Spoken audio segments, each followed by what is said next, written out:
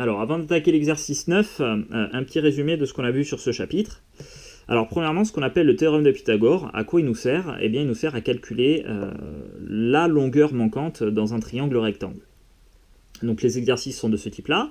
On te donne un triangle qui est rectangle, on te donne deux longueurs pour ton triangle et tu dois chercher la troisième. Donc, tu appliques ton théorème de Pythagore et tu retrouves donc pour l'interrogation égale 5. Très bien. Ensuite, deuxième chose qu'on a vu dans l'exercice précédent, ce qu'on appelle la contraposée du théorème de Pythagore, qui sert à démontrer qu'un triangle n'est pas rectangle. Et pour ça, en fait, dans les exercices, tu vois, tu auras un triangle avec les longueurs des trois côtés, et juste avec les longueurs des trois côtés, tu démontreras qu'il n'est pas rectangle en vérifiant que l'égalité de Pythagore n'est pas vraie. Tu vois, là, tu prendras la longueur du plus grand côté, tu la mettras au carré, et tu vas comparer ce résultat avec la somme des carrés des deux autres côtés. Et si les résultats ne sont pas les mêmes, tu peux en déduire, d'après la contraposée du théorème de Pythagore, que ton triangle n'est pas rectangle. Bon, et enfin, il nous reste donc une dernière chose à voir, ce qu'on a dit dans l'exercice précédent. Imaginons, tu vois, on a un triangle ici, on connaît les trois longueurs, tu calcules le carré du plus grand côté, ici ça fait 100, et ensuite la somme des carrés des deux autres côtés, ça fait aussi 100. Alors quand on est dans le cas de l'égalité, quand l'égalité de Pythagore est vérifiée, est-ce qu'on peut en déduire que le triangle, du coup, il est rectangle ici? C'est une bonne question à laquelle on va répondre dans les deux exercices qui suivent. Allez, on y va, on se lance là-dessus. Alors, exercice 9, une histoire de réciproque pas toujours vraie.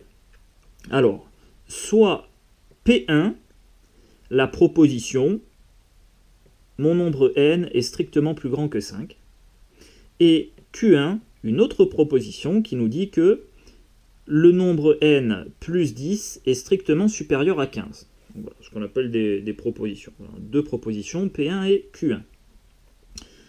Alors, premièrement, existe-t-il une valeur de n pour laquelle P1 est fausse? Donc, existe-t-il un nombre n, tel que n ne serait pas strictement supérieur à 5? Bon, c'est assez simple, oui. Il nous suffit de prendre un nombre tout simplement inférieur ou égal à 5, n égale 4 par exemple. Oui, pour n égale 4 par exemple. Alors là, ce qui est intéressant de noter, c'est qu'une proposition, elle n'est pas toujours vraie. Tu vois là, si je prends n égale 4, eh bien, on n'a pas 4 qui est strictement plus grand que 5. Ça, c'est faux. Tu vois, oui, pour n égale 4 par exemple, du coup, on a la proposition 4 strictement supérieure à 5 qui est fausse. Donc une proposition, ça peut être soit vrai, soit faux. Alors, deuxièmement, si ma proposition P1 est vraie, donc imaginons qu'on ait un nombre ici qui soit bien strictement plus grand que 5. Que peut-on dire de Q1 ? Donc si mon nombre n il est strictement plus grand que 5, est-ce que mon nombre n plus 10 est strictement supérieur à 15? Est-ce que cette proposition-là sera vraie ou fausse? Eh bien, elle sera vraie évidemment. Si ton nombre n est strictement plus grand que 5, en lui rajoutant 10, eh bien, la totalité sera bien strictement plus grand que 15. Donc, si ma proposition P1 elle est vraie, eh bien, je peux dire que Q1 elle est vraie aussi. On peut dire que Q1 est vrai aussi. Q1 est aussi vrai. Alors, dans ces cas-là, eh bien, on dira que P1 implique Q1. Voilà, un petit mot de vocabulaire. Donc, si si quand P1 est vrai, alors tu peux en déduire que Q1 est vrai, eh bien, on dira que P1 implique Q1. Et ça, on le note par une double flèche ici. Tu vois, P1 implique Q1, ça se note comme ça, P1 avec ce qu'on appelle une double flèche. Tu vois, là je mets 2 barres pour ma flèche, implique Q1. Donc, ça veut dire que si P1 est vrai, alors je peux en déduire que Q1 est vrai. Alors, question suivante. Est-ce que dans l'autre sens, ça marche. Est-ce que ce qu'on appelle l'implication réciproque, est-ce qu'elle est vraie? Autrement dit, si Q1 est vrai, est-ce que je peux en déduire que P1 est vrai aussi? Eh bien, on réfléchit un tout petit peu. Si on a un nombre auquel on rajoute 10 et que tout ça, c'est strictement plus grand que 15, est-ce que je peux en déduire que mon nombre de départ ici était strictement plus grand que 5? Bah oui aussi. Hein. Donc, oui. Si Q1 est vrai,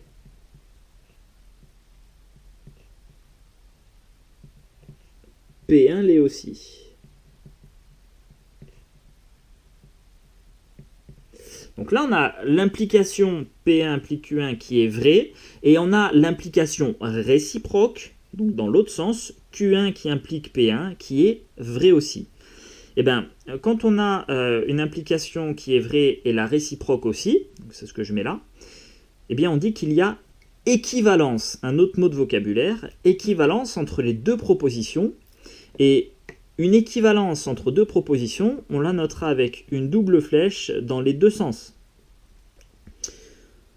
Donc on a P si et seulement si, Q. Donc tu vois, on a deux barres et les deux flèches. Cela signifie que P est vrai si et seulement à la condition que Q soit vrai. Voilà. Donc pris autrement, hein, tu vois, si P est vrai, ça veut dire que Q est vrai. Si P est fausse, par contre, alors Q est fausse aussi. Et dans l'autre sens, si ma proposition Q est vraie, alors P est vrai. Et si Q est fausse, alors P est fausse. Voilà ce qu'on appelle l'équivalence entre nos deux propositions. Alors, la question que l'on peut se poser maintenant, tu vois, on a vérifié, hein, on avait une implication au départ qui était vraie, et l'implication réciproque était vraie aussi. La question qu'on peut se poser, c'est quand on a une implication qui est vraie, est-ce que la réciproque est tout le temps vraie elle aussi? Si on met là, si P implique Q est vrai, est-ce que la réciproque, elle, est toujours vraie? Voilà. Est-ce que Q implique P est vrai aussi? Alors, on va prendre deux autres propositions, soit P2 la proposition « je suis français » et Q2 la proposition « je suis européen ». Alors, quatrièmement, si P2 est vrai, que peut-on dire de Q2? Et après, comment est-ce qu'on va le noter? Alors, si je suis français, est-ce que je peux dire que je suis européen ou pas? Eh bien oui, puisque la France fait partie de l'Europe. Donc ici, hein, si P2 est vrai, Q2 l'est aussi.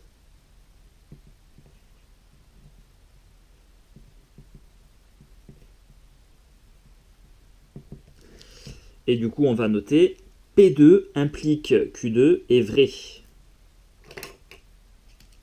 Donc on va écrire P2 implique Q2 est vrai.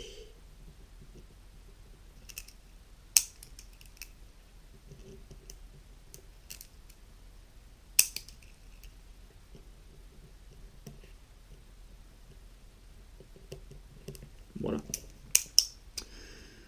Cinquièmement, donc là on a une implication qui est vraie. Est-ce que l'implication réciproque est aussi vraie? Donc est-ce que Q2 implique Q2 est vrai? Autrement dit, si je suis européen, est-ce que je peux en déduire que je suis français? Eh bien évidemment que non, puisque je peux être italien. Si je suis italien, je suis bien européen, et pourtant je ne suis pas français. Hein. Donc là on va dire si Q2 est vrai,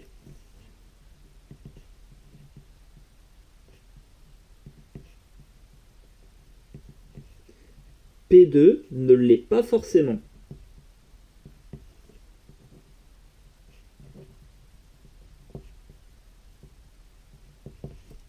En effet, si je suis italien,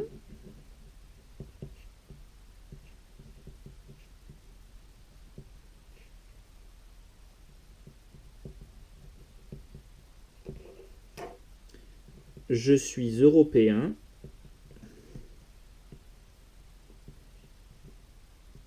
alors on va supposer que tu n'as pas la double nationalité, hein, évidemment. Donc si je suis italien, je suis européen, mais pas français. En supposant encore une fois qu'on n'a pas la double nationalité. Hein. Mais pas français.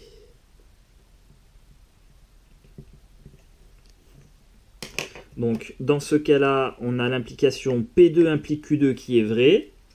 Par contre, l'implication réciproque, hein, Q2 implique P2, elle est fausse.